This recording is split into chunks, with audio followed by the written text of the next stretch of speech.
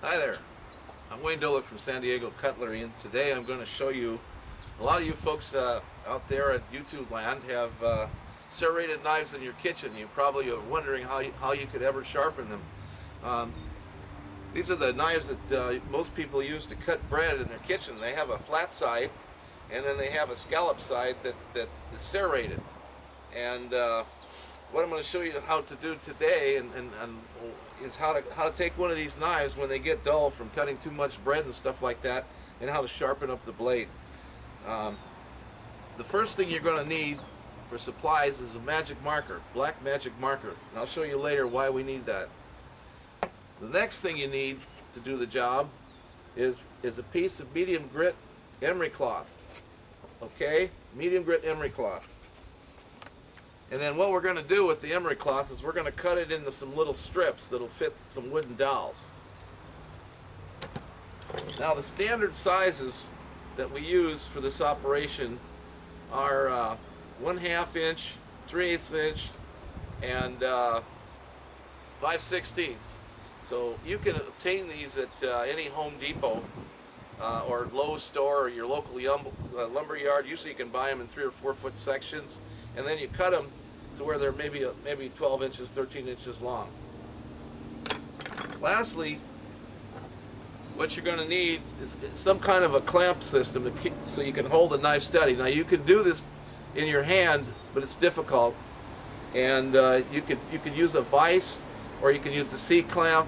You can clamp them to a bench when we do the final operations.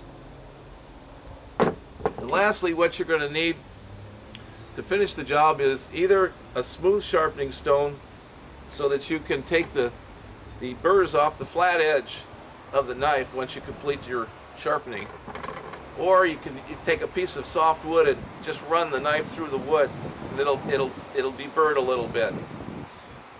But anyway, let's get on with the video.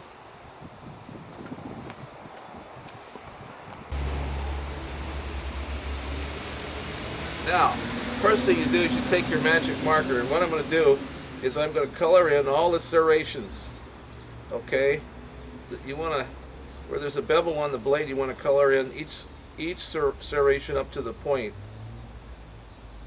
And when I start to sharpen these serrations, you'll see why I'm doing this. And the reason we do this is so that when we start to sharpen the serrations with one of those dowels I told you to buy at Home Depot or Lowe's, then we're able to see the angle so that we get the correct angle. Now, when you sharpen in these serrations, if you're not getting all that black off, then you're not on the right angle. So just go back and make sure you get all the black off each serration when you start to sharpen.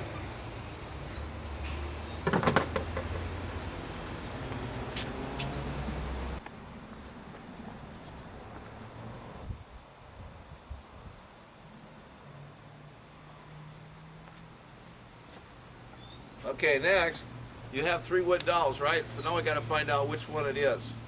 Well, 1/2 inch is too big, but if you have the Wusthoff's, the German knife, the serrated German knife, this will work on it. Let's see here. 5/16 is a little small. Fits perfect. What size is that? 3/8. Okay, 3/8 just fills the gap in the serrations. So this is the right one to use with the emery cloth on this particular knife. But you may want to get all the different dowels. If they'll let you in the Home Depot with your own knife, maybe you could go there and just find the dowel that'll fit it and just buy one dowel.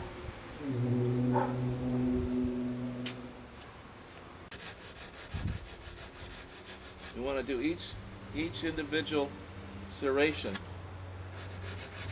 until it's sharp. And then what we're going to have happen is once we get these sharp again, and we get the point sharp, we're going to have to deburr the knife, and that's the final operation. But by doing this, this knife will be as sharp as it was when it was new.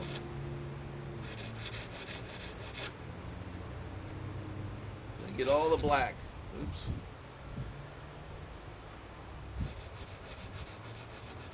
You want to try to get the angle right, if you can. Consistency is the name of the game.